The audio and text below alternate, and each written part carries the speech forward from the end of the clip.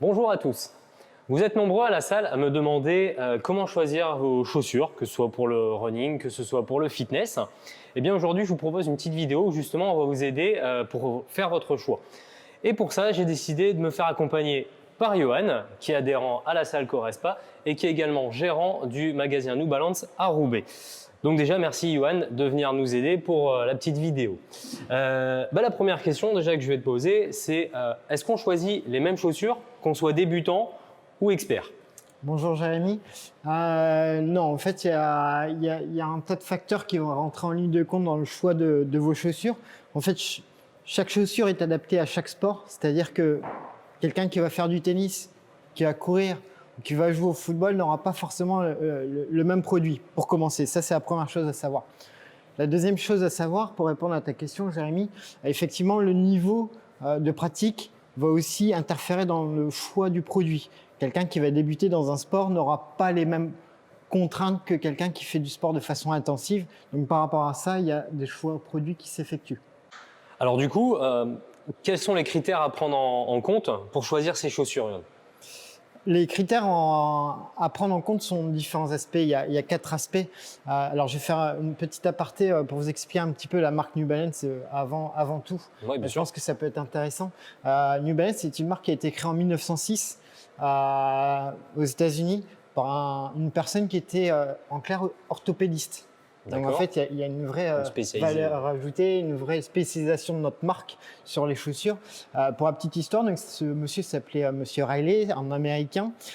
C'était en 1906 et en fait, une fois, il était dans son jardin, il a regardé sa poule dehors à l'extérieur et en fait, une poule à 3 pattes et il a été surpris par la stabilité que cette poule avait au sol et il a imaginé de construire une semelle du coup avec une meilleure stabilité.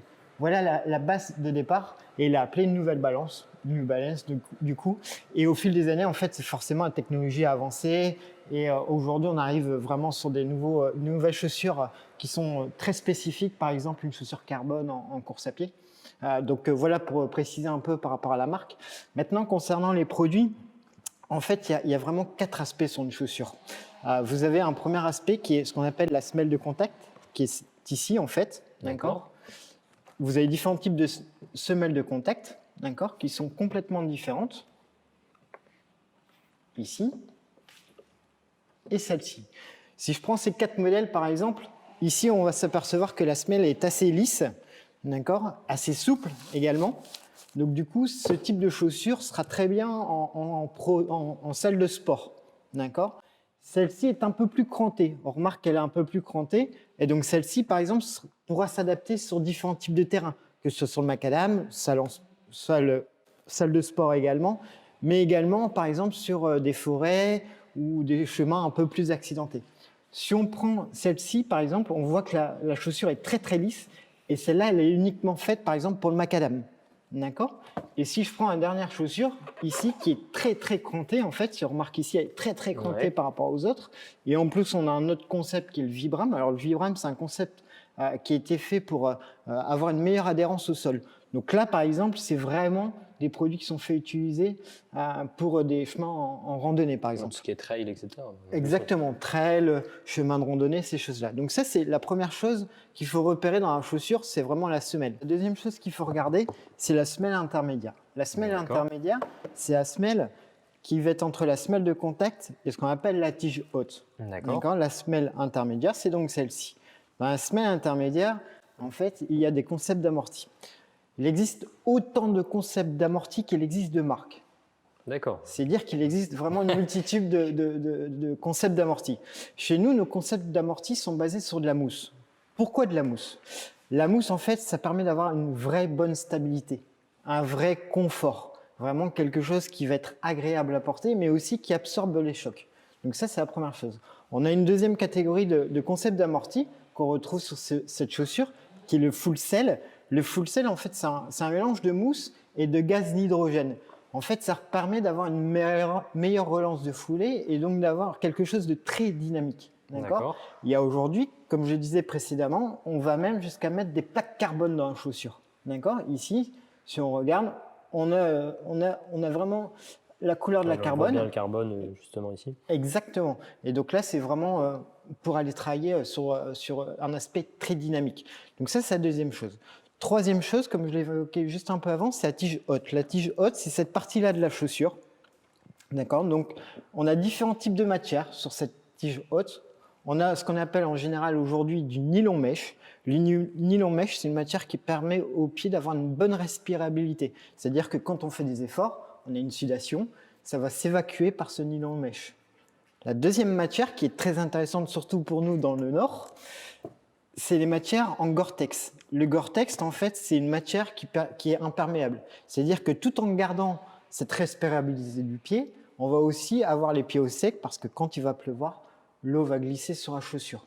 Donc ça, c'est vraiment les deux types qui existent de matières. Ça doit être très vendu à Lille, hein, à mon avis. Elle est très vendue par ici, ouais, effectivement.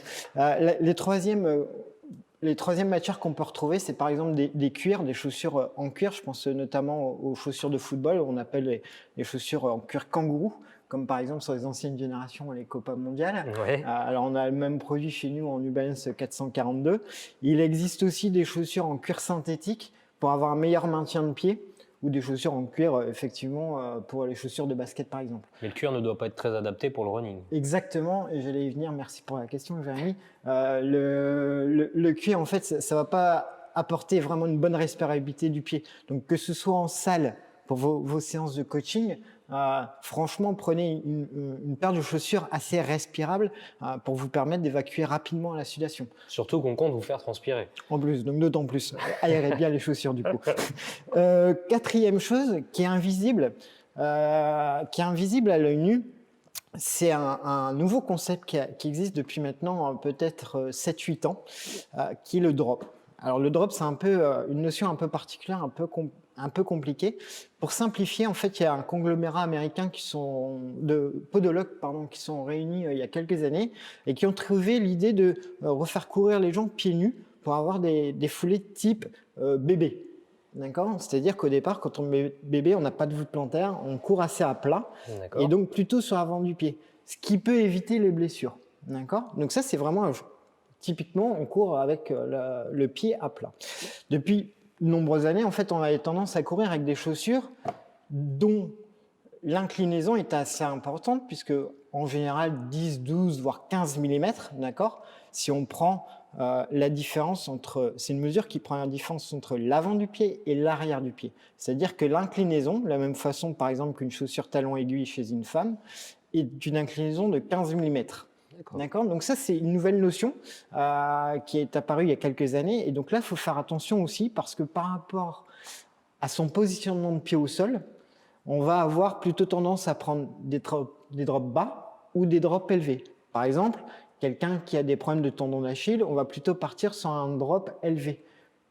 Un drop élevé, donc du coup, pour qu'il y ait plus d'appui sur l'avant du pied et en fait surtout raccourcir le tendon d'Achille et donc du coup éviter de solliciter trop le tendon. D'accord. Là, on est surtout sur une problématique de santé après. Exactement. À la santé. Exactement. Donc du coup, par rapport à ce que tu viens de nous expliquer, si je suis un débutant par exemple, que je veux reprendre le sport et notamment en salle, surtout en salle, quel type de chaussures tu me conseilles? Alors, quand on débute, on n'a pas forcément le même besoin que quelqu'un qui confirme. Forcément. D'accord. Quand on est en salle, par exemple, on va plutôt chercher une chaussure plutôt légère, plutôt dans laquelle on se sente bien, avec un bon confort de la chaussure, d'accord, où on a une sensation agréable. Ce type de chaussure, par exemple, est très bien. Comme je l'avais expliqué, en fait, il y a la semelle qui est très sympa pour une semelle en intérieur. On a un concept d'amorti dans la semelle intermédiaire. Et on a une chaussure en nylon mèche, d'accord. Au-delà de ça, c'est une chaussure très légère. Je t'invite à regarder un petit peu le poids de la chaussure. Je confirme. Ouais, très légère. Et en fait, elle est très souple, en fait. D'accord.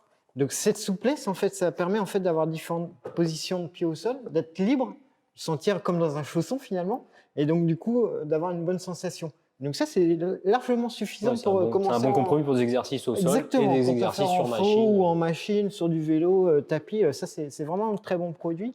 Et donc ça, on se sentira vraiment une certaine légèreté. D'accord. Et donc du coup, sur un sportif de niveau un peu plus intermédiaire qui, par exemple, fait du sport déjà en salle et qui souhaiterait se mettre à la course à pied également en extérieur, quel type de chaussures, justement, serait le plus conseillé? Alors déjà là, par rapport à l'extérieur, il va falloir travailler sur une semelle différente. Parce qu'à l'extérieur, qu'on soit sur du macadam ou un peu de tout terrain, des petits cailloux, etc. On va essayer de choisir une chaussure en fait qui réponde à ces contraintes-là. Donc soit une semelle comme celle-ci, type gaufret, d'accord, qui permet de s'adapter à différents types de surfaces, ou à l'inverse, quelqu'un qui court que sur du macadam, ce type de chaussures-là, ou celle-ci, qui en fait sont uniquement des chaussures typées macadam, d'accord.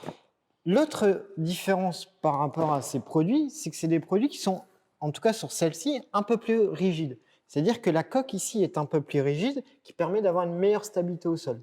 D'accord. On a toujours ce nylon mèche, on a toujours un concept d'amorti, donc on est très bien avec une chaussure un peu plus stable. D'accord. Au niveau du sol. Après, ça dépend de la pratique. Quelqu'un qui va faire du sport, par exemple, en salle de sport et à l'extérieur, je trouve que ce produit, par exemple, est vraiment polyvalent. D'accord. D'ailleurs, moi, c'est le produit que j'utilise quand je viens ici chez vous. Je viens ici avec ça parce que voilà, c'est ma chaussure pour moi polyvalente. D'accord. Par contre, quelqu'un qui va faire du running de façon un peu plus intensive va devoir partir sur un concept d'amorti un peu plus important pour absorber un peu plus les ondes de choc. D'accord.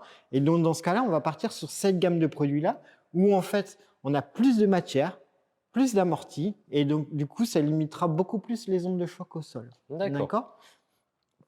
Autre variante possible en course à pied, on a différents types de positionnement de pied au sol. On a en gros 3 grandes catégories. Soit je vais attaquer du talon, partir sur l'extérieur, à l'avant du pied, ce qu'on appelle supination. Soit attaquer du talon, partir devant droit, c'est ce qu'on appelle universel. Ou attaquer du talon et partir vers l'intérieur, ce qu'on appelle pronateur. Dans ce cas-là, parfois on est blessé et pour éviter les blessures, on va avoir une petite cale dans les chaussures qui vont nous permettre d'avoir une meilleure stabilité. C'est ce qu'on a sur cette gamme de produits, par exemple, et vous le retrouvez, alors je ne sais pas si c'est très clair à la vidéo, mais ici, en fait, une double densité, d'accord. D'accord, oui, on voit que tu as dessiné. Ouais, c'est ça. Et en fait, si tu passes ta main à l'intérieur, tu as comme une matière. Donc là, après, on est sur du plus spécifique en fonction de la personne. Exactement, voilà. Là, on est sur des spécifiques, c'est pour expliquer qu'il existe ça aussi en termes de spécificité dans la chaussure. D'accord. Donc voilà un petit peu pour rentrer dans le détail. Et après, pour les compétiteurs, deux autres choses. On a cette chaussure-là avec une semelle carbone. On en a quelques-uns, des compétiteurs. Donc, justement pour vous, messieurs, on a une plaque carbone dans celle-là, donc effectivement, où on va travailler le dynamisme. Et donc, du coup, vraiment travailler de le fractionner, par exemple, ou des courtes distances, 5-10 km. Pour les meilleurs d'entre vous, pourquoi pas semi, voire marathon, vraiment sans aucun problème. Et la dernière catégorie de produits, c'est les trails avec ce produit-là, où là, en fait, on a une chaussure très crantée et donc elle va permettre d'avoir vraiment une bonne adhérence pour les chemins en randonnée, ces choses-là. Alors, du coup, Johan, encore merci pour ces conseils. Avec plaisir. Avant de conclure cette vidéo, si tu pouvais nous résumer rapidement en 3 points les critères importants à regarder sur la chaussure. 3 points. La première, c'est la semelle de contact, d'accord, comme j'en ai parlé. Deuxième, savoir s'il y a un concept d'amorti ou pas dans la semelle intermédiaire. C'est les 2 premiers points. Troisième point, en fait, c'est quand vous choisissez une chaussure de sport, surtout prenez une taille au-dessus parce que le pied a tendance à gonfler et on a souvent tendance à prendre trop juste. Donc ça, ce sera également un point important. Être serré, de sentir à l'aise. Donc le dernier point, c'est qu'à un moment donné, on peut vous donner toutes les caractéristiques d'une chaussure, mais ce qui est vrai, c'est que c'est vous qui êtes dans la chaussure. Il faut faire confiance à vos sensations aussi dans la chaussure. Parce qu'en fait, c'est pas comme une chaussure de ville qui va se travailler. Une chaussure de sport, ça se travaille pas comme une chaussure de ville. Donc ça, faites attention. Donc prenez une pointure au-dessus et après, essayez de voir un petit peu en magasin ce que ça donne. Et dernier point, et je voudrais insister là-dessus, vous pouvez avoir la meilleure chaussure du monde, la meilleure chaussure techniquement, mais ce qui est vrai, c'est que c'est votre travail avec les coachs qui feront la différence. Et il n'y a que le travail qui paie. C'est-à-dire, ça ne remplace pas une bonne préparation physique avant de se mettre à la course à pied, etc. Tout à fait. Donc moi, avant de conclure cette vidéo, justement, je tiens quand même à rappeler que le conseil que je vous donne, c'est toujours lorsque vous devez choisir des chaussures, quand vous devez choisir du matériel, c'est de vous orienter vers un professionnel. On le voit comme là avec Johan, il est capable de vous conseiller par rapport à vos problématiques, de s'adapter vraiment à vous, comme nous on le fait ici à travers les séances, on s'adapte à vos personnalités, à vos objectifs. Et bien là, c'est pareil pour les chaussures, on doit s'adapter à vos besoins. Encore merci Johan. Merci à toi, Jérémy. Moi, je vous dis à bientôt pour d'autres vidéos. Allez, ciao, ciao.